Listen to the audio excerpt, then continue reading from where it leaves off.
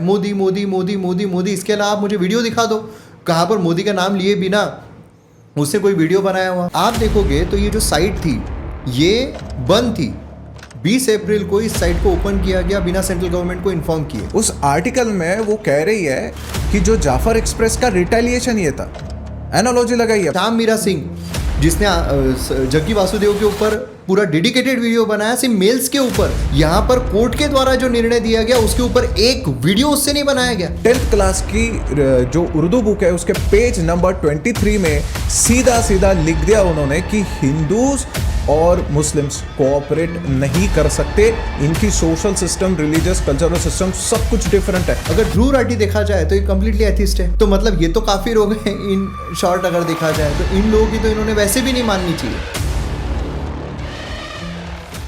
भाई अभी एक रिसेंटली जो अनफॉर्चुनेट एक इंसिडेंट हुआ और टोटली अनकॉल्ड था, और जब उस समय जब हम आजकल सुन रहे कि कश्मीर में नॉर्मल से रिटर्न हुई है, इतने अच्छे लेवल पे इलेक्शंस वहाँ पे पार हुए और वो कंपनी भी उसकी प्रॉफिट बना रही है 2-3 साल से, और ऑक्यूपेंसी जो है 90-95% ऑक्यूपेंसी वहाँ के होटल्स में जा रही है। तो टूरिज्म वॉज फ्लरिशिंग। अच्छी न्यूज़ हमको कश्मीर से सुनने, हाँ 1-2 न्यूज़ ऐसी आती थी, लेकिन दिख रहा था कि वहाँ के जो यूथ है अभी वो भी आगे बढ़ना चाहते हैं। तो पॉजिटिव न्यूज़ जो पहले सिर्फ निगेटिव न्यूज़ ही सुनने को मिलती थी, अभी पॉजिटिव न्यूज़ भी सुनने को आ रही थी। ऑल ऑफ अ सडन ये इतना क्रूअल एक अटैक होता है और जो लोगों ने अपनी जान गंवाई उनके मृत शरीर के साथ में सेल्फीज खींची जाती है और उनके फैमिली के सामने, उनके बच्चों के सामने। एक बच्चे के लिए उसके पापा सबसे बड़े हीरो होते हैं। बच्चे की सोर्स जो होती है स्ट्रेंथ वो उनके पापा होते हैं।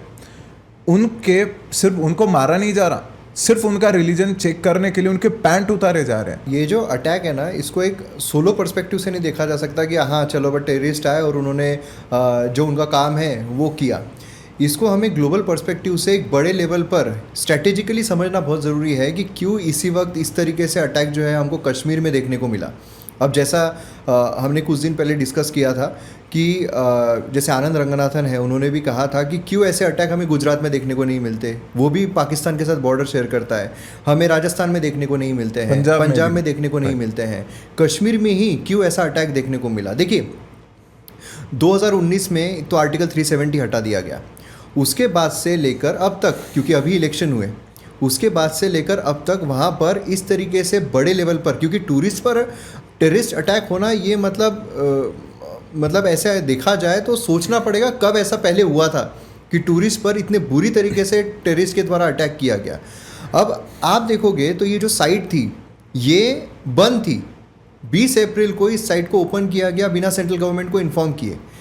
अब उसमें आप देखिए कुछ जो टूरिस्ट थे उन्होंने ये भी कहा कि जो खच्चर वाले हैं उन्होंने जब उनको बोला गया कि भाई हमको इतना ऊपर नहीं जाना है, हमको मत लेकर जाओ, फिर भी उन्होंने वहाँ पर लेकर गए।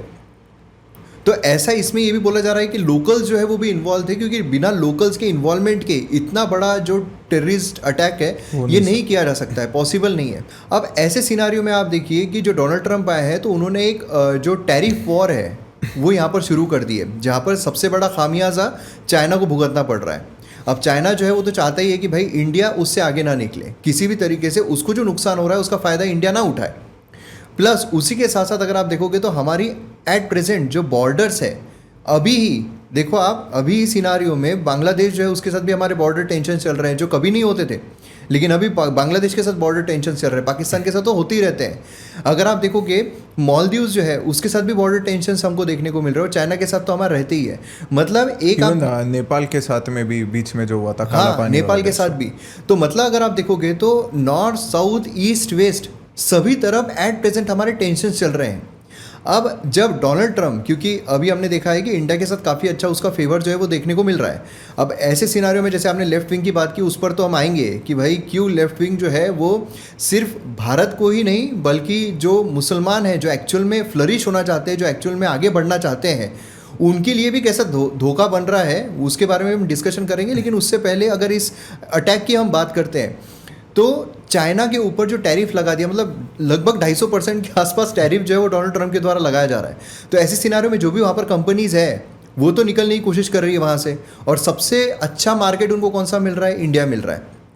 चैट जीपीटी ने खुद कहा है कि भाई इंडिया बहुत अच्छा मार्केट उनके लिए उभर कर आया है। इवन एप्पल भी अभी उसके जितने भी असेंबलीज है सब क्लोज करके इंडिया सब में वहाँ पर आ रही है। तो चाइना की तरफ से यहाँ पर आ रहा है, तो अब चाइना को जो सबसे पहले से वो जियोपॉलिटिकली इंडिया को घेरने की कोशिश कर रहा है हर तरीके से कि भाई नेपाल जो है उसको अपनी तरफ कर लो, देन उसके बाद बांग्लादेश जो है उसको अपनी तरफ कर लो, क्योंकि वहाँ भी उसने इन्वाइट किया है उसको। म्यांमार जो है वहाँ पर तो इंस्टेबिलिटी चली रही है अगर देखा जाए तो। देन उसके बाद पाकिस्तान जो है वो चाइना के कम्प्लीटली फेवर में ही है। मालदीव्स जो है वो भी काफ़ी ज़्यादा फेवर में चला गया था। वो तो मोदी जी अपने लक्षद्वीप के तट पर बैठ गए तो मालदीव्स डूब गया, वो अलग बात है, लेकिन वो भी उसके भाषण आ ही रहे थे कि भाई अलग जाना है, अलग जाना है। तो चाइना अपनी पूरी स्ट्रेटेजी बना रहा है कि इंडिया को किस तरीके से घेरा जाए, और घेरना सिर्फ सिक्योरिटी पॉइंट ऑफ व्यू से नहीं है, इकोनॉमिक पॉइंट ऑफ व्यू से भी है, क्योंकि जब इंडिया को पूरी तरीके से घेरा जाएगा तो इंडिया के जो रिसोर्सेस है वो सिक्योरिटी में ही पूरी तरीके से चले जाए। तो ये एक बहुत बड़ी चाइना की चाल थी जो कि अभी फेल होती हुई नजर आ रही थी। राइट। अब ऐसे सिनारियो में आप मुझे बताइए कि जब सीएए आया था, है ना, हमारा जब बिल लाया गया था, उस समय पर भारी प्रोटेस्ट हमको देखने को मिले। फार्मर प्रोटेस्ट जो है वो भी भारी एक्सट्रीम लेवल पर हमको देखने को मिले थे। ऐसे सिनारियो में क्या होता है, जब अराजकता हमारे देश में फैलती है उस समय पर इंडियन गवर्नमेंट है उसका पूरा ध्यान वो प्रोटेस्ट की तरफ चला जाता है, डेवलपमेंट के बजाय उस प्रोटेस्ट की तरफ चला जाता है कि उसको किस तरीके से पैसिफाई किया जाए। हमने देखा है कि फार्मर्स के जो बिल है वापस ले लिए गए थे, जबकि आपको भी पता है कि काफ़ी डेवलपमेंटल बिल थे वो जो वापस ले लिए गए। आनंद रंगनाथन ने खुद कहा है कि इस पर तो मैं सरकार को क्रिटिसाइज़ करता हूँ कि इतने अच्छे बिल जो उन्होंने वापस ले लिए, ये फार्मर्स के साथ धोखा है। प्लस ऐसे कई सारे इंसिडेंट्स हमको देखने को मिले थे पास्ट में, लेकिन जब से अभी नई गवर्नमेंट आई है और उनको लग रहा था कि ये गवर्नमेंट जो है वो तो वीक रहेगी, ये गवर्नमेंट बिल्कुल कुछ भी नहीं कर पाएगी और बहुत सारे प्रोटेस्ट देखने को मिलेंगे, लेकिन प्रोटेस्ट देखने को ही नहीं मिले। इतना बड़ा वक्त बिल जो है वो पास कर दिया जाता है, वो एक्ट में तब्दील हो जाता है, स्टिल प्रोटेस्ट देखने को नहीं मिले।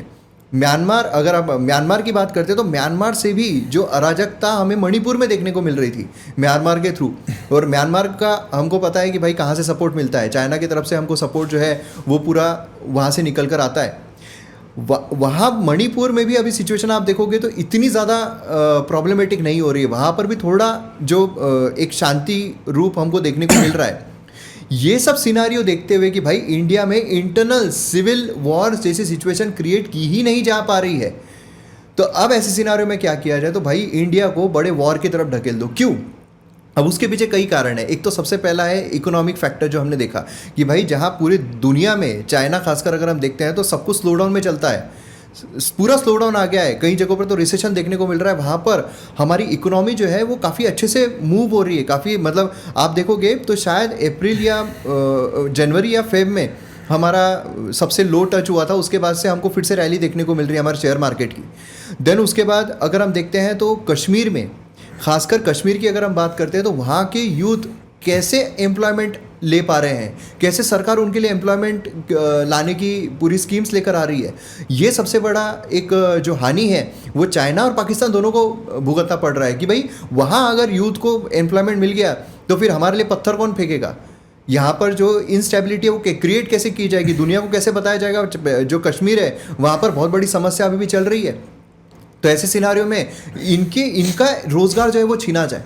अब देखिए ना, यहाँ पर ठीक है, उन्होंने बोला है कि वहाँ पर उन्होंने टेररिस्ट हिंदू मुस्लिम करने की कोशिश की वहाँ पर कि अगर आप हिंदू हो तो गोली मार दी गई, लेकिन वो करके क्या उन्होंने जो कश्मीर में मुस्लिम्स रह रहे हैं उनका रोज़गार नहीं छीना?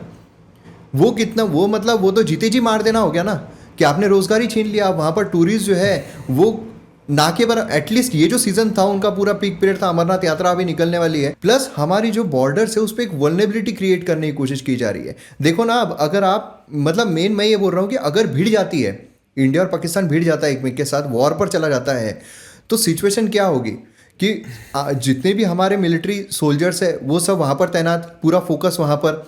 अब हमारी जो बॉर्डर्स है बांग्लादेश वाली, जहाँ से इतना सारा माइग्रेशन देखने को मिल रहा है, जहाँ पर इलीगल इमिग्रेंट इतने सारे आ रहे हैं, म्यांमार की सिचुएशन जहाँ से लोग आके मणिपुर में अराजकता फैलाते हैं, ये कितना इजी हो जाएगा। जहाँ पर अरुणाचल प्रदेश है वो हमारे लिए इतना एक पोरस बॉर्डर जो है वो देखने को मिलती है। तो ये सारी जो बॉर्डर्स है, इसमें से अगले वॉर की तैयारी जो है, जो देश में की जानी है, सिविल वॉर जो करवाना है उसके लिए बहुत अच्छा एक मौका जो है वो मिल सकता है कि भाई इंडिया और चाइना जो है वो भिड़ा दो। ये भी निकल रहा था कि भाई कश्मीर में आप मत जाओ, ये भी निकल रहा था, लेकिन वो तो इंडिया का फेलियर रहेगा अगर हम ऐसा कुछ करते हैं कि भाई नहीं कश्मीर में हम नहीं जाएंगे, कश्मीर को बॉयकॉट करें। क्यों? हमारे देश का हिस्सा है वो, और यही वो लोग चाहते हैं कि कश्मीर में ये लोग ना जाए घूमने के लिए, ताकि और ज़्यादा जो अग्रेशन है उनके हाथ में पत्थर जो है वो देने का उनके पास मौका मिले।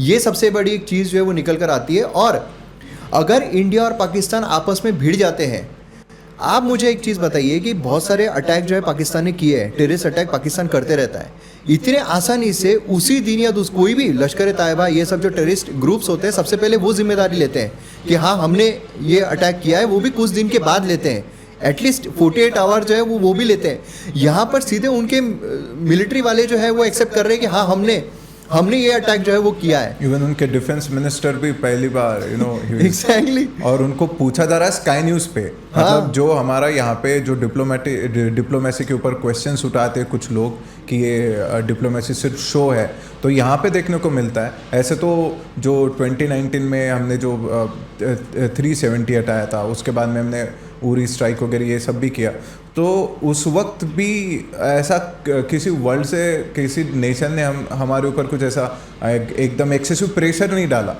तो ये स्काई न्यूज़ पे बैठ के अगर उनके डिफेंस मिनिस्टर एक्सेप्ट कर रहे हैं कि हाँ हमने ऐसे फाइनेंसिंग की, हमने सपोर्ट किया है, ऑफ कोर्स उन्होंने यूएस और यूके का नाम लिया कि हमने सिर्फ आपके लिए किया है, लेकिन बट उन्होंने एक्सेप्ट तो किया। तो जो हर बार मुझे देखने को मिलता है जब भी कभी हमारे ऊपर ऐसा टेररिस्ट अटैक होता है तो एक डिप्लोमेटिक रूट लिया जाता है कि पहले उनकी जो मिशन है, फॉरेन मिशन है, उनको बता दिया जाता है कि ऐसा ऐसा हुआ है, क्या आप इसमें कुछ इसके बारे में आपको पता है, जो भी इन्फॉर्मेशन हो आप हमारे साथ फॉरवर्ड करो। और फिर वो बोलते कि नहीं हमारे तो है ही नहीं, हमने तो कुछ किया ही नहीं। But this was the first time जब बोला गया कि नहीं तुमने ही किया है, और ऐसा नहीं कि टेररिस्ट ग्रुप बस बोल दिया कि पाकिस्तान आपने किया, तो उनको तो पता था। अब ये तो चेंज हो चुका है अभी पहले जैसे, और उसके बाद में फिर तुरंत ही इन द शॉर्टर ट्रीटी हम देख रहे कि अभी उनके पीएम वगैरह बोल रहे कि भाई हम लोग तो कोऑपरेट करने को रेडी है, हाँ। अगर वो न्यूट्रल तरीके से आप करते हो तो। और जैसा ये है कि जो वॉर अगर होती भी है, ये पाकिस्तान को तो बहुत अच्छे से पता है ना, Right. उनके आवाम को भी पता है, इसी वजह से इतने सारे मीम्स निकल कर आ रहे थे। जंग से आगे कुछ सोच ही नहीं सकते। नहीं, और उनको पता है जंग अगर होगी भी तो उसका परिणाम क्या होगा, right. ये भी उनको बहुत अच्छे से पता है ना। right. क्योंकि अगर कंपैरिजन भी कर लिया जाए, अगर हम कंपैरिजन भी करते हैं तो देखो ना, अगर एक्टिव मिलिट्री पर्सनल अगर हम देखते हैं तो इंडिया के पास लगभग 14 लाख है एक्टिव मिलिट्री पर्सनल, Right. और उनके पास कितने, उनके पास 6.5 लाख के आसपास है, मतलब सीधे हमारे पास डबल से भी ज़्यादा है, इतने सारे। देन उसके बाद अगर हम डिफेंस बजट देखते हैं तो इंडिया का डिफेंस बजट है 72 लगभग 72 बिलियन डॉलर्स का, और उनका कितना है 7.6 बिलियन डॉलर्स का, मतलब कोई कंपैरिजन ही नहीं है। अब ये भी न्यूक्लियर वॉर हेड, क्योंकि कई बार होता है ना कि भाई वो जैसे हमारे आगे लेफ्टिस्ट जो है वो भी न्यूक्लियर कंट्री है, तो 172 वॉर हेड्स इंडिया के पास है और उनके पास 170 के आसपास है, मतलब यहाँ पर भी हमारे पास ज़्यादा है। देन उसके एयरक्राफ्ट कैरियर्स अगर हम देखते हैं तो हमारे पास 2 है, उनके पास एक भी नहीं है, जो कि एक बहुत बड़ा एडवांटेज देता है किसी भी सिचुएशन में लड़ाई करने के लिए, भले वो किसी भी तरीके का टेरेन क्यों ना हो। देन उसके बाद अगर हम फाइटर जेट्स की बात करते हैं तो हमारे पास 570 है, जिसमें रफाल भी एडेड है। उनकी अगर हम बात करते हैं 350 उनके पास है, मतलब हर जगह हमारे पास या तो डबल है या तो ऑलमोस्ट डबल, इसी तरीके के देखने को मिलते हैं। देन उसके बाद बैटल टैंक्स अगर हम देखते हैं तो 4,500 4,600 के आसपास है, उनके पास 2,800 के आसपास है। अगर हम आर्टिलरी सिस्टम देखते हैं तो हमारे पास 4,000 हमारे पास देखने को मिलते हैं, उनके पास 1,500 के आसपास है। सबमरीन्स जो एक बहुत बड़ी भूमिका निभाते हैं, हमने देखा 1971 वॉर में सबमरीन्स ने कितना इंपॉर्टेंट रोल प्ले किया था, वो हमारे पास 16 है, उनके पास 9 है सिर्फ। देन उसके बाद मिसाइल डिफेंस अगर हम देखते हैं तो हमारे पास BMD पृथ्वी एयर जो एयर स्ट्राइक देखने को मिलता है डिफेंस में, उनके पास काफ़ी लिमिटेड है वो सारी चीज़ें। बैलिस्टिक मिसाइल अगर हम देखते हैं तो अग्नि 5 है हमारे पास, जिसकी 5,000 किलोमीटर की रेंज है, उनके पास हमें डिस्क्लोज्ड है, हाँ, वो उसको और एक टेक में बढ़ाया जा सकता है। उनके पास अगर हम देखते हैं तो शाहीन 3 देखने को मिलती है, जिसकी लगभग रेंज जो है वो 2,500 किलोमीटर के आसपास, मतलब वो भी आधी है। देन उसके बाद हमारे पास साइबर वॉरफेयर भी काफ़ी सारे हैं। देन उसके बाद ड्रोन्स अगर हम देखते हैं तो काफ़ी एडवांस ड्रोन सिस्टम हमारे पास है, जो उनके पास अवेलेबल नहीं है। देन उसके बाद हमें एक अलायंस की अगर हम बात करते हैं, क्योंकि किसी भी वॉर में अलायंस बहुत इंपॉर्टेंट रोल प्ले करता है, तो हमारे साथ अभी USA, मतलब पूरी कंट्री है, सभी देश, ये जो बोलते हैं ना, ये जो छोटे छोटे अभी जिनका थोड़ा ज्ञान आया हुआ है जर्मनी में बैठ के बोलते रहते हैं कि भाई इंडिया का डंका नहीं बज रहा है, इंडिया का डंका नहीं बज रहा है। उन्होंने देखो ये सिचुएशन में बाकी सब देश तो ठीक है, पैलेस्टीन मतलब जो पैलेस्टीन है उसने तक इस चीज़ को कंडेम किया है। मतलब एक जियोपॉलिटिकल एडवांटेज, जियोपॉलिटिकल जो एक मैन पावर है वो यहाँ पर इंडिया की देखने को मिलती है। किस तरह की डिप्लोमेसी जो है वो इंडिया ने अदा की है। राइट, इवन तालिबान ने भी Exactly. एंड क्योंकि हमने नंबर्स की बात की अभी, किसी भी टेक्नोलॉजी में, बी डिफेंस या कोई भी, क्वांटिटी तो हमने दिख ली लेकिन क्वालिटी भी हम कॉन्स्टेंटली इंप्रूव कर रहे हैं। आप अगर डिफेंस न्यूज़ पढ़ते हो तो हमें हर रोज कुछ ना कुछ लॉन्च हो रहा है, डीआरडीओ कुछ कर रहा है, इसरो।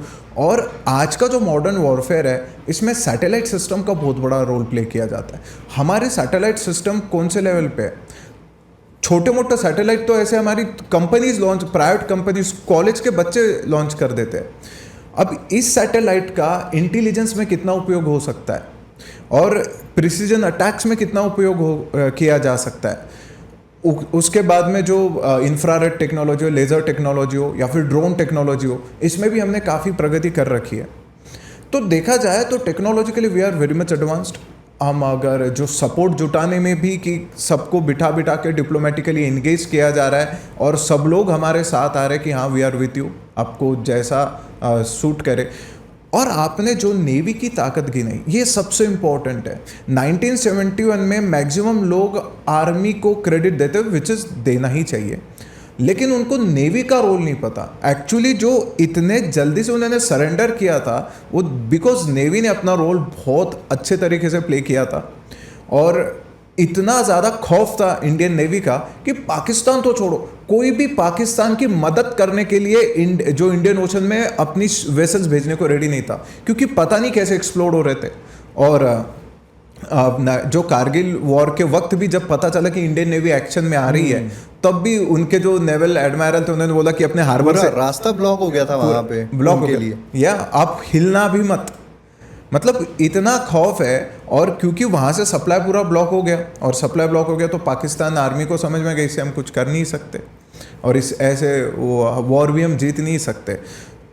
तो अब तो कितना एडवांस हो गया, अभी हमारे पास में खुद के हमारे इंडिजिनस एयरक्राफ्ट कैरियर्स है जो कि इंडिजिनस तरीके से हमने बनाए हैं। इंडिजिनस होना इसलिए क्योंकि हमारी नीड्स के हिसाब से, हमारे सूटेबिलिटी के हिसाब से हमने उनको बनाया। और उसके बाद में जो एयर डिफेंस सिस्टम जो लैंड पे, वो सी पे भी हमारे पास है। सबमरीन्स जो हमने खुद बनाई है, और सबमरीन्स जो कमोर्टा क्लास वगैरह जो शिप्स थी वो भी हमने इसीलिए बनाई थी कि हम चाहते थे कि ऐसे वेपन्स हो जो हमारे हिसाब से, हम इंपोर्ट नहीं कर रहे इनके पास भी, लेकिन वो पूरे के पूरे चाइना इंपोर्टेड है इसके। और मतलब ये तो ऐसी चीज़ है कि पूरा का पूरा वो अवलंबन चाइना पे है। हमारा जो जितना भी मिलिट्री इक्विपमेंट्स है बहुत सारे इंडिजीनियस है और बहुत सारा हम डाइवर्सिफाइड है। फ्रांस, यूएसए, रशिया काफ़ी डाइवर्सिफाइड है, जिससे कि हमको एक स्ट्रेंथ अलग से मिलती है, क्योंकि वो उससे लड़ना कैसे है ये भी एक बहुत बड़ा चैलेंज जो है वो निकल कर आ जाता है। राइट। और एक डीप रिसर्च जाता है, मतलब वहाँ पे वो पाकिस्तान में आप देखो जो भी जेएफ वगैरह उसने प्लेन्स लिए हैं वो बस वो चाइना को प्लीज़ करने के लिए, लेकिन हमने 5th जनरेशन के पीछे नहीं भागे। हमारा जो रफाल है वो 5th जनरेशन नहीं है, लेकिन उसमें जो फैसिलिटीज़ थी वो हमें पता था कि ये हमें एडवांटेज देगी जो हमारा जो रीजन है उसके हिसाब से।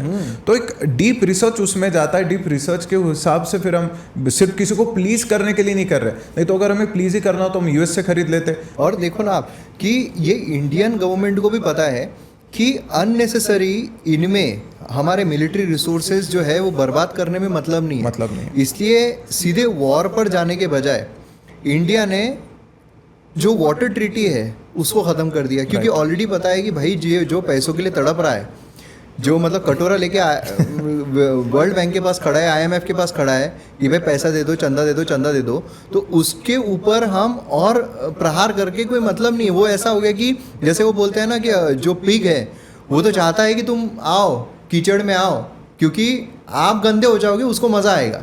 तो वो करने में यहाँ पर कोई मतलब नहीं। अगर तोड़ना है, कमर तोड़ना है टेररिज्म की, तो सभी तरफ से जियोपॉलिटिकली पाकिस्तान को घेरना ये बहुत ज़्यादा ज़रूरी है। सबसे पहला जो कदम भारत ने उठाया ये इसीलिए इतना इम्पोर्टेंट है। देखो अब अगर हम देखते हैं हमारे भारत का नक्शा जो पाकिस्तान लगा हुआ है, उसमें सबसे पहले इंडस निकलती है, देन उसके बाद झेलम निकलती है, चेनाब निकलती है, देन रवि, बियास और सतलज।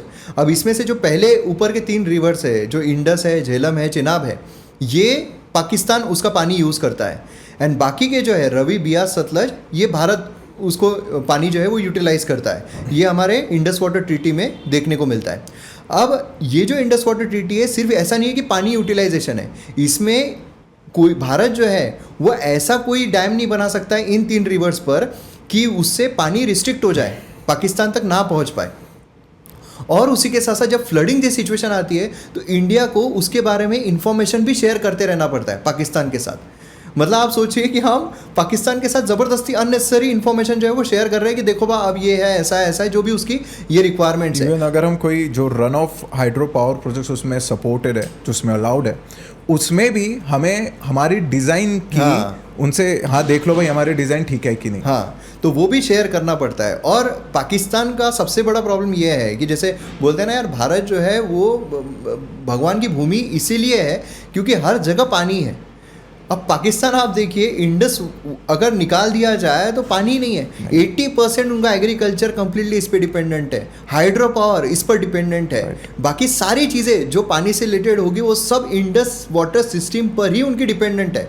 अब ऐसे सिनारियो में अगर उसको रोक दिया जाता है, अब इसमें भी बहुत कॉम्प्लिकेशन है क्योंकि रोकने जितना इंफ्रास्ट्रक्चर अभी एट प्रेजेंट हमारे पास है नहीं, लेकिन इसको क्रिएट ज़रूर किया जा सकता है। अब इसमें से निकल जाना, इंडिया अगर इस ट्रीटी में से बाहर निकलता है तो ऑब्वियसली अब इंडिया को डेटा शेयर नहीं करना पड़ेगा। जो वाटर फ्लो है उसको वो मैनेज ज़रूर कर सकता है, मतलब जो अभी एट प्रेजेंट हमको पानी भेजना है उसको वो मैनेज करके कम ज़रूर कर सकता है। या फिर फ्लडिंग जैसी सिचुएशन आती है तो उसमें डेटा शेयर ना करके और कॉम्प्लिकेशन पाकिस्तान के ऊपर आ सकते हैं कि जो क्रॉप है, ज़रूरी नहीं है ना सिर्फ स्कैरेसिटी के साथ ही क्रॉप्स ख़त्म हो जाए, एक्स्ट्रा पानी आता है तो भी क्रॉप्स खत्म हो सकते हैं। तो जहां आटे के लिए भारत की तरफ पाकिस्तान भाग रहा था कि भाई दे दो, अब अगर बाकी बची हुई जो फसलें हैं उनकी वो भी अगर ख़राब हो जाती है तो मतलब ही नहीं बनता, हाइड्रो पावर जो है वो काम नहीं कर पाएंगे। तो मतलब इन शॉर्ट अगर देखा जाए तो पाकिस्तान जो लोग हैं वहाँ के, वो ऑलरेडी कहते हैं कि भाई 9 बजे से पहले अटैक कर लो, बाद में बिजली चली जाती है, गैस नहीं आता है, ये नहीं आता है, वो नहीं आता है। वो एक ने तो कितना ज़बरदस्त बोला था, जो इंटरव्यू दे रहा था एक वहाँ का पाकिस्तान का बंदा, वो बोलते पाकिस्तान में और चांद में कोई फ़र्क नहीं है, बोले कि वहाँ भी बिजली नहीं है, यहाँ भी नहीं है। तो जो देश ऐसे तड़प रहा है, वैसे इस सिनारियो में ये एक इतना बड़ा एक समझ लीजिए आप हथौड़े का काम करता है यहाँ पर कि जिसकी हद नहीं है। प्लस आप डिप्लोमेटिकली देखिए ना, बलूचिस्तान है, अभी हमें कितने अटैक देखने को मिले, मतलब पाकिस्तान आर्मी आप देखोगे ये नॉर्मली हो रहा है क्या?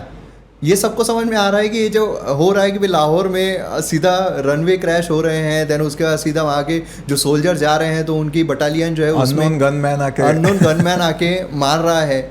तो ये एक स्ट्रेटेजी जो है वो खास देखने को मिलती है जो पाकिस्तान की सीधी कमर तोड़ रही है। राइट, मोदी जी ने स्पीच में भी बलूचिस्तान को एक बार जो है जिक्र किया था उसका।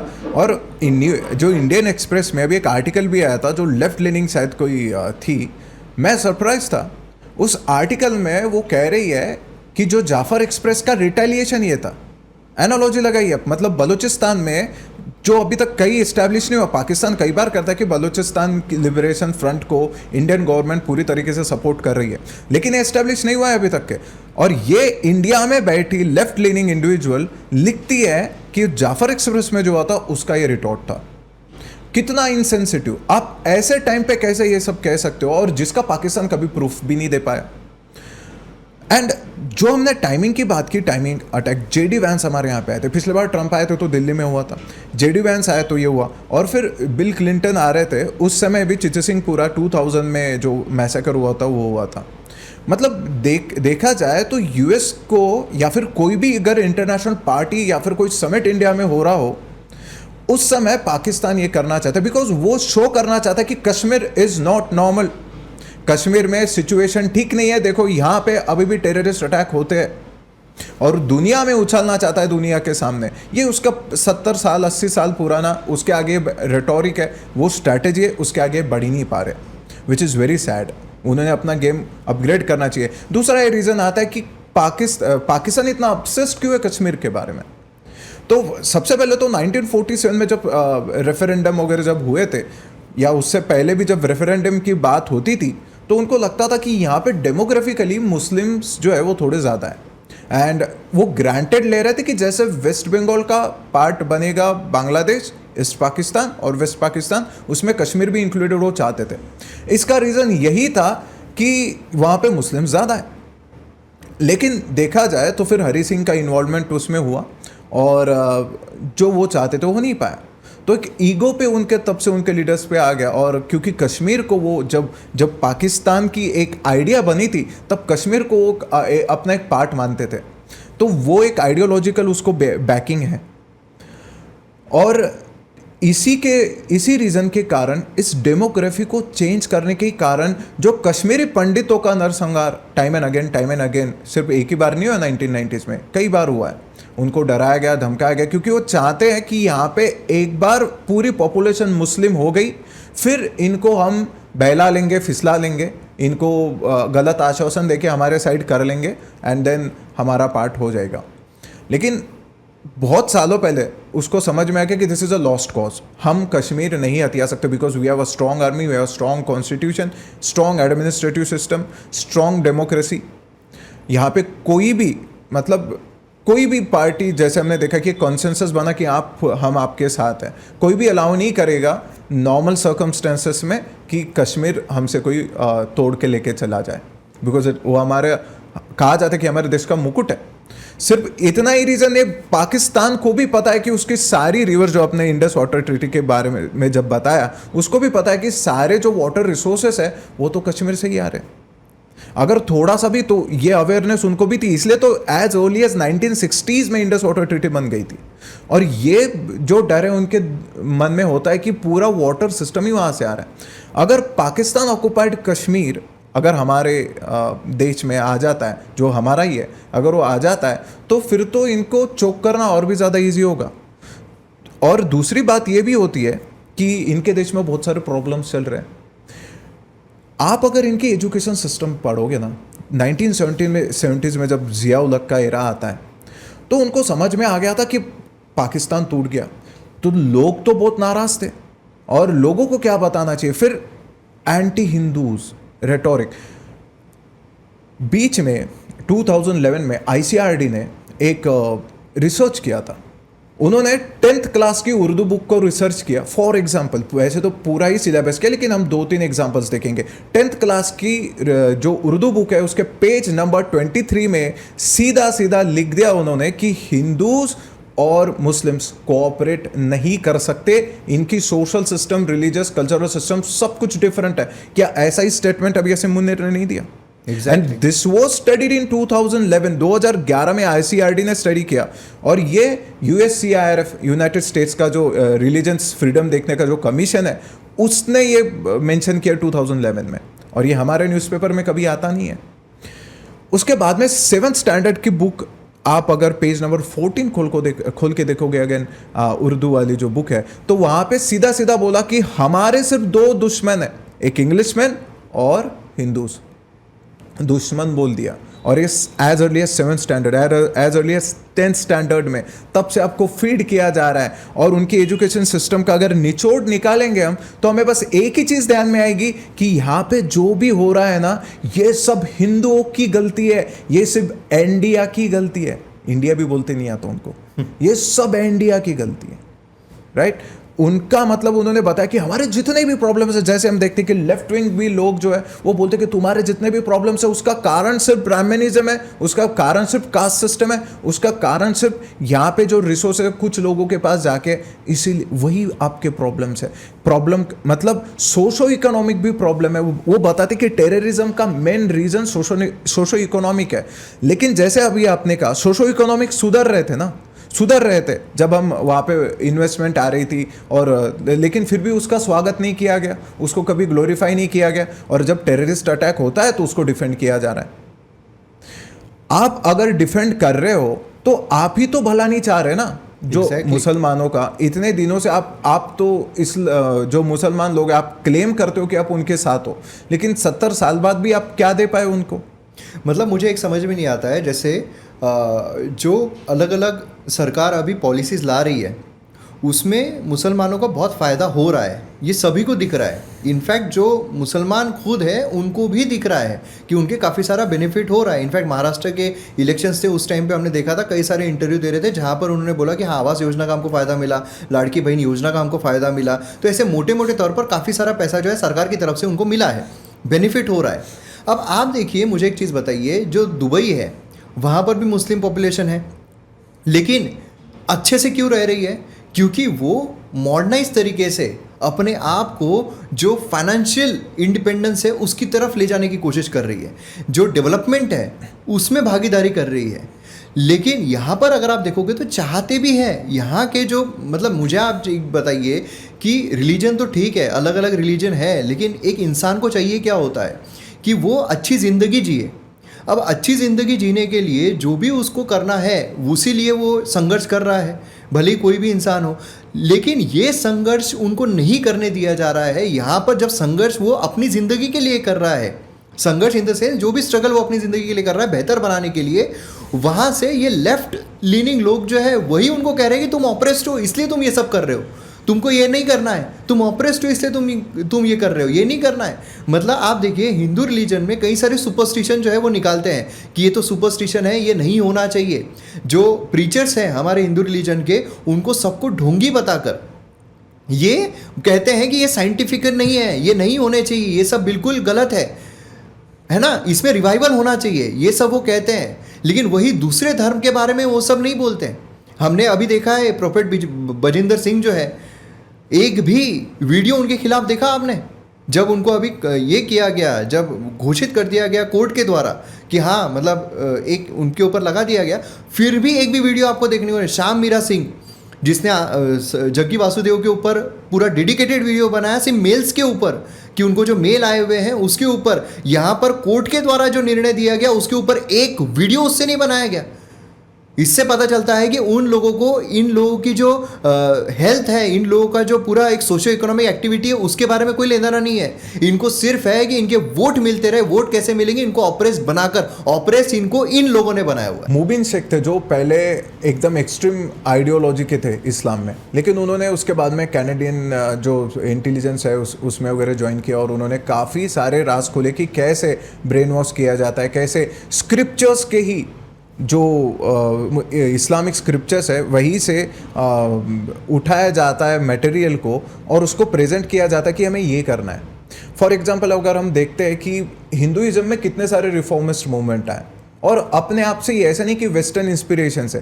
10th सेंचुरी में शंकराचार्य, अगर हम इंडियन कल्चर की देखें तो गौतम बुद्ध भी रिफॉर्म करने के लिए ही आए थे, महावीर भी, भगवान महावीर भी रिफॉर्म करने के लिए ही आए थे, उसके बाद में शंकराचार्य भी रिफॉर्म करने के लिए ही आए थे।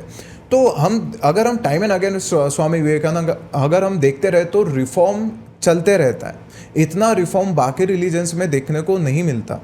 क्रिश्चियन में भी काफ़ी सारे चर्चेस के फॉर्म्स आ रखे हैं और इस्लाम में भी सेक्ट है, लेकिन रिफॉर्मेटरी कुछ वहाँ पे हो नहीं रहा। मतलब वो जो, और उन बुक्स का इंटरप्रिटेशन कोई कैसे कर रहा है उसके ऊपर भी उनकी एक चेकिंग सिस्टम नहीं है। क्योंकि फॉर एग्जांपल अगर हम हमास का आर्टिकल 7 देखते हैं तो आर्टिकल 7 में सीधा हेट्रेड फैलाई गई है जूस के अगेंस्ट, और फिर आर्टिकल उसका 11 है या फिर आर्टिकल 13 है, आर्टिकल 6 है, उसमें ऐसा बताया गया कि ये इज़राइल जो है ये पूरा वक्फ लैंड है और ये इस्लामिक वक्फ है, तो पूरा का पूरा इज़राइल को वक्फ लैंड कहा जा रहा है। तो टाइम के साथ ये चेंज नहीं हो रहा है। और जिस समय ये कहा गया था कि पूरे वर्ल्ड में इस्लाम के राज के बारे में बात की गई होगी, उस समय पे समुंदर के पार क्या है ये भी लोगों को पता नहीं था। अभी तो ये पूरा ग्लोब है, एक गोल अर्थ है, ये सब पता है और उसके सैटेलाइट इमेजरी आई है और कितने देश है, कितने कॉन्टिनेंट्स है, अभी सब पता है। तो वही डेफिनेशन आप नहीं लगा सकते। हमने भी चेंज किया ना अपने आप को, हर किसी ने चेंज किया, टाइम के साथ में हमने अपने आप को चेंज किया। वैसे ही जब तक अंदर से रिफॉर्म्स यहाँ पे नहीं आते, जब तक ये लेफ्ट विंग वालों का खुद ये चेहरा नहीं देखते कि हमें ये, जैसे आपने कहा था कि इन्होंने ही उनको ऑप्रेस रखा है, तो जब तक ये नहीं देख पाते इनका फ़ायदा, और उनको खुद लगना चाहिए कि इससे हम ही तो बदनाम हो रहे हैं। जैसे एग्जैक्टली देखिए, मुझे बहुत सारे मेरे स्टूडेंट्स हैं जो यूपीएससी क्लियर कर रहे हैं, जो मुस्लिम्स हैं, बहुत सारे स्टूडेंट्स हैं उनके मेरे को, और काफ़ी सारे ऐसे जो कश्मीर से हैं, और उनके काफ़ी सारे मुझे मैसेजेस आए कि, और काफ़ी आक्रोशक रूप में आए, मतलब ऐसे शब्दों का उन्होंने इस्तेमाल किया जो काफ़ी अग्रेसिव उन्होंने इस्तेमाल किया कि ये जो अटैक है ये इतने बुरे हैं जो नहीं होने चाहिए। मासूम टूरिस्ट पर उन्होंने इस तरीके से अटैक किया है, मुस्लिम है, कश्मीरी है, उनके द्वारा इस तरीके से बोला जा रहा है कि नहीं करा जाना चाहिए, ये नहीं होना चाहिए, ये सब करते हुए उस एक्ट को कंडेम करते हुए काफ़ी सारे लोगों क्या है, ये है जो एक्चुअल मुस्लिम्स है, जो नहीं चाहते ये सारी चीज़ें, जो आगे बढ़ना चाहते अपनी ज़िंदगी में, जो अपनी ज़िंदगी में चाहते हैं कि उनका मॉडर्नाइजेशन हो, अच्छे से पैसे कमाए। और ऐसा नहीं है, उनका जो, अगर मैं आपको बताऊं तो उनका जो आईडी है उस पर लिखा हुआ है जो मुस्लिम जो प्रैक्टिस उनको करना है, जितनी बार उनको पढ़ना पड़ता है, ये सारी चीज़ें वो कर रहे हैं, मतलब एक प्रैक्टिसिंग मुस्लिम है, उनके द्वारा भी इस तरीके से कंडेम किया जा रहा है इस एक्ट को। लेकिन ये लेफ्टिस्ट लोग क्या करते हैं इसमें, देखिए किस तरीके से नफरत कौन फैलाता है। यहाँ से आप देखिए कि उन्होंने टेररिस्ट आए, उन्होंने हिंदू मुस्लिम किया, ठीक है, उन्होंने मार दिया उनको, हिंदू है क्या पूछ कर। अब जब कोई बोल रहा है कि देखो इस्लामिक टेररिस्ट जो है उन्होंने अटैक किया, तो इस्लामिक टेररिस्ट मत बोलो। क्यों मत बोलो? क्योंकि भाई उन्होंने हिंदुओं को नहीं मारा, उन्होंने इंडियन को मारा। पासपोर्ट तो देखा नहीं उन्होंने, पासपोर्ट देखकर तो नहीं मारा कि भाई इंडियन है, यूएसए वाले हैं, उन्होंने रिलीजन पूछ के मारा। तो वही मत बोलो बोल रहे हैं। अब इससे नुकसान क्या होता है आप देखिए कोई भी चीज़ में, जैसे आपने कहा रिफॉर्म के लिए ज़रूरी है कि खामियां हैं, वो खामियां अगर पता चलती है तो रिफॉर्म अपने आप होता है। यहाँ पर जब ये चुप कराया जाता है कि नहीं तुम बोलो ही मत, इस्लामिक टेररिज्म मत बोलो, तुम मुस्लिम जो इन्होंने गलत किया ये मत बोलो, आप यहाँ पर क्या कर रहे हो, सेग्रीगेट कर रहे हो। आप हिंदू गलत है वो बोल रहे हो, लेकिन मुस्लिम गलत है ये आप नहीं बोल रहे हो चुप रहो, ये नहीं बोलना चाहिए, ये नहीं बोलना चाहिए, इससे डिवीजन होता है, इसलिए नफरत फैलती है। हिंदू गलत है वो बोलने से नफरत नहीं फैलती है, इससे क्या होता है, दिमाग में क्या असर पड़ता है, ये अलग है और हम अलग है, इसलिए डिस्टिंग्विश किया जा रहा है, ये लोग ही अलग है। जब ये डिस्टिंग्विश होता है, ये पोलराइजेशन है। नॉर्मल क्या होना चाहिए कि सभी ने कि हाँ यार ये इस्लामिक टेररिज्म जो है ये बहुत गलत है, सभी ने अगर इसको कंडेम किया तो उन पर भी प्रेशर बिल्डअप होगा कि नहीं ये लोग हमारे रिलीजन जो हम चाह रहे हैं, रिलीजन से जो हम निकालना चाह रहे हैं, रिलीजन के नाम पर जो इस तरीके से एक्ट कर रहे हैं हम रिलीजन के नाम पर, ये नहीं, ये खुद मुस्लिम जो है वही नहीं चाहते कि हम हमारे रिलीजन के नाम पर इस तरीके से बर्ताव करें, इस तरीके से मासूम लोगों को मारे। जब तक आप बोलोगे नहीं वो चीज़, तब तक वो चीज़ जो है वहाँ तक नहीं पहुँचेगी जहाँ तक पहुँचनी चाहिए। आप ये रोक कर कि नहीं ये बोलो मत, ये बोलो मत, ये बोलो मत करके अलग कर रहे हो। और उसमें भी एक्सट्रीमिज्म कहाँ कर रहे हैं ये लेफ्ट वाले लोग, उसमें भी एक्सट्रीमिज्म कर रहे हैं कि देखो हिंदू भी तो कर रहा है, देखो हिंदू भी तो कर रहा है। फिर यहाँ पे हिंदू चिढ़ता है कि तुमको वो नहीं दिखता है, हम दिख रहे हैं यहाँ पर। इससे क्या हो रहा है, पोलराइजेशन हो रहा है। और ये बोलते हैं कि नफरत जो है कोई और फैला रहा है, जो रियलिटी बता रहा है, जो सच बोल रहा है। आप रविश कुमार ले लो ना, रविश कुमार वहाँ पर सिर्फ टारगेट किसको कर रहे हैं, मोदी मोदी मोदी मोदी मोदी। इसके अलावा आप मुझे वीडियो दिखा दो कहाँ पर मोदी का नाम लिए बिना उससे कोई वीडियो बनाया हुआ। मतलब अभी भी वो बिहार में गए मोदी, वहाँ से उन्होंने बोला टेररिस्ट को जो कहना है, उन्होंने अपना भाषण दिया। उसके बाद वहाँ पर थोड़ा वह बाजू में बैठे हुए हैं, देखो ये तो हंस खेल रहे हैं, ये तो बातें कर रहे हैं, ये कर रहे हैं, इससे मुझे पता चल रहा है कि आसार जो है सब कुछ बड़ा शांत है। ये क्या नफरत फैलाना नहीं है अननेसेसरी? मतलब ऐसी सिचुएशन में, क्रिटिकल सिचुएशन में जहाँ पर अपोजिशन राहुल गांधी, मतलब सही में मैं आपको कह रहा हूँ, राहुल गांधी ने जो वहाँ पर क्वेश्चंस पूछे, उन्होंने सिक्योरिटी ब्रीच के बारे में क्वेश्चन पूछा कि आपको नहीं पता था कि वहाँ पर इस तरीके के हालात हो रहे हैं। सबसे पहले अगर वो कोई जगह खुली है, भले ही 2 दिन पहले खुली क्यों ना हो, लेकिन आपको पहले पता चलना चाहिए था कि वो जगह जो है वो खुली है, बाकी लोगों को पता चल रही है। तो राहुल गांधी ने जो वहाँ पर क्वेश्चन उठाए, राहुल गांधी ने जो क्वेश्चन वहाँ पर पूछे, जो ऑल पार्टी मीटिंग हुई थी, वो बड़े सटीक थे और बड़े अच्छे थे। और फिर उन्होंने इन दी एंड कहा कि हमारा पूरा सपोर्ट है। ये अपोजिशन को उस टाइम पर करना चाहिए था। अब ये यहाँ पर नफरत नहीं फैला रहे हैं इतने क्रिटिकल सिचुएशन में प्रधानमंत्री के खिलाफ, ये अराजकता ने फैलाने की कोशिश नहीं कर रहे हैं। मेरा भी एक मुस्लिम दोस्त है, मुझे बड़े दिनों बाद मिला हो और बड़े सालों बाद मिला, और मैं उसको पूछा कि भाई कैसा चल रहा है, तो बोले मस्त चल रहा है यार। और फिर उसने बताया कि उसने 2015 में शेयर मार्केट में इन्वेस्ट किया था, और 2015 के बाद में भी शेयर मार्केट कितने लेवल्स ऊपर गया तो हम देख ही सकते हैं। तो बता रहा था कि हम लोगों को फीड किया जा रहा है कि आप ये नहीं करो, आपके साथ ये नहीं हो रहा, बिकॉज वो ज़्यादा एकदम रिलीजन, अच्छा एकदम कोर रिलीजन फॉलो करने वाला नहीं है। वो बस अपनी लाइफ जी रहा है, जैसे हम जैसे अपना रिलीजन एक पर्सनल मैटर की तरह वो ट्रीट करता है। तो काइंड ऑफ मुझे तो एथिस्टिक भी लगता था कई बार, लेकिन वो बोल रहा था कि हाँ मैं मेरे रिलीजन की रिस्पेक्ट करता हूँ, लेकिन जो नैरेटिव बिल्ड करके भड़काया जाता है, तो ये शेयर मार्केट जो कि 5,000, 9,000, 10,000 से अभी कितना ऊपर गया है, अगर उसमें किसी ने इन्वेस्ट किया होता, जो ये लीप फ्रॉग उसमें जो ग्रोथ हमको देखने को मिली थी, इसमें अगर ये लोगों ने भी इन्वेस्ट किया होता तो क्या उनका ग्रोथ नहीं होता। वो बोल रहा था कि मैंने लाखों में इन्वेस्ट किया, अभी मैं करोड़ों में हूँ। और उसके बाद अभी रिसेंटली एक रिपोर्ट आई थी वर्ल्ड बैंक की, पॉवर्टी एंड इक्विटी शायद उस रिपोर्ट का नाम है। उस रिपोर्ट में बताया गया कि जो पॉवर्टी थी वो 16.2% थी पहले, और अभी जब रिसेंटली उसका चेक किया गया तो 2.1%। और एम्प्लॉयबिलिटी 2021 के बाद में वो बोल रहे कि उसके बाद में जो डेटा है, एम्प्लॉयमेंट अच्छे स्केल पे जनरेट हो रहा है, जो वर्किंग एज पॉपुलेशन से ज़्यादा एम्प्लॉयमेंट जनरेट हो रहा है। तो आई डोंट नो ये एम्प्लॉयमेंट की, क्योंकि हाँ क्वालिटी ऑफ एम्प्लॉयमेंट आप बात कर सकते हो, लेकिन क्वालिटी ऑफ एम्प्लॉयमेंट की बात करोगे तो फिर आपको एजुकेशन सिस्टम की जो एजुकेशन क्वालिफिकेशन है, उसके भी जो कोर्सेस आपने डिज़ाइन किए उसकी भी बात करनी पड़ेगी, जो लार्जली आपके टाइम पे शेड्यूल किए गए थे। तो खुद वर्ल्ड बैंक बोल रहा है कि एम्प्लॉयमेंट में भी अच्छा कर रहा है, पॉवर्टी में भी अच्छा कर रहा है, और ऐसा नहीं कि सिर्फ अर्बन एरिया में ही ग्रो हो रहा है, जो रूरल एरिया में 18.4% से अराउंड 2% के पास लेके आ गई है। मतलब रूरल एरिया में भी जो ग्रोथ है उसके इम्पैक्ट्स देखने को मिल रहे हैं। आजकल आप देखते होंगे कि पहले जो जीप कंपास हो गई या फिर एक्सयूवी जैसी गाड़ी होगी, सफारी जैसी गाड़ियाँ, जो 30-35 लाख के ब्रैकेट में जो गाड़ियाँ जाती है, ये गाड़ियाँ एक हाथ दो दिखती थी, अभी कितनी ज़्यादा दिखती है। तो मतलब अगर हम देखेंगे तो रोड्स कितने ज़्यादा अच्छे, इंफ्रास्ट्रक्चर कितना ज़्यादा इंप्रूव हुआ है। इवन कश्मीर में भी जब इंफ्रास्ट्रक्चर इंप्रूव होते हुए दिख रहा था तो पाकिस्तान को गुस्सा आ रहा था। हाफिज सईद की एक स्पीच भी वायरल हो रही है, वो मोदी जी की सांस बंद करने की बात कर रहा है, क्यों? क्योंकि हम वाटर रोक रहे हैं। तो ये लेवल के लोग वहां पे चल रहे हैं, मतलब ये क्या लॉजिक है इसमें? आप कैसे सांस रोकोगे भाई? नाक पकड़ोगे क्या? कैसे करोगे? हाँ, और जो मुझे औरंगजेब की याद आई, जो छावा मूवी अभी हमने देखी, तो उसमें जब जिवा खींच लो बोला गया था, वो भी उसने जबान खींच लेंगे बोला था। मतलब यही बात है। ये आपने इसको पॉइंट करना चाहिए कि आप ऐसे लोगों के साथ मत जाओ। ये जो रिग्रेसिव थिंकिंग है, you should not yield to this. आप इनके कंधे पर तीर चला रहे हो, और इससे आपका भी कुछ ग्रोथ नहीं हो रहा ना।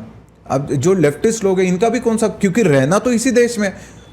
ये शेयर मार्केट जो इतना ज़्यादा बुलिश था, और सब लोग फॉरेन इंस्टीट्यूशनल इन्वेस्टर्स वगैरह पॉजिटिव थे, जब भी हमारा मार्केट एक लीप लेने को तैयार होता है, उस समय या तो किसान प्रोटेस्ट हो जाते हैं, या फिर कोई दंगा हो जाता है, या फिर कोई, अगर वो नहीं हो पा रहा अभी, उसको भी प्रूफ कर लिया तो फिर इन दी एंड जो लेफ्टिस्ट लोग हैं इनका मुस्लिम लोगों ने क्यों नहीं मानना चाहिए, इसके लिए और भी एक कारण मैं दे देता हूँ। मतलब ये तो ठीक है कि वो रिग्रेसिव अप्रोच रख रहे हैं, उनको आगे नहीं बढ़ने दे रहे हैं, उनको ऑप्रेस रख रहे हैं, उनके नाम पर वोट बैंक कमा रहे हैं, वो तो ठीक है। लेकिन और एक जो रीज़न है वो ये है, जैसे काफिर जो है, अब मुस्लिम में काफिर मतलब कि एकदम अगर हम स्ट्रिक्ट वाला कोर वाला ले ले तो जो इस्लाम को फॉलो नहीं करता है वो काफिर हो गया।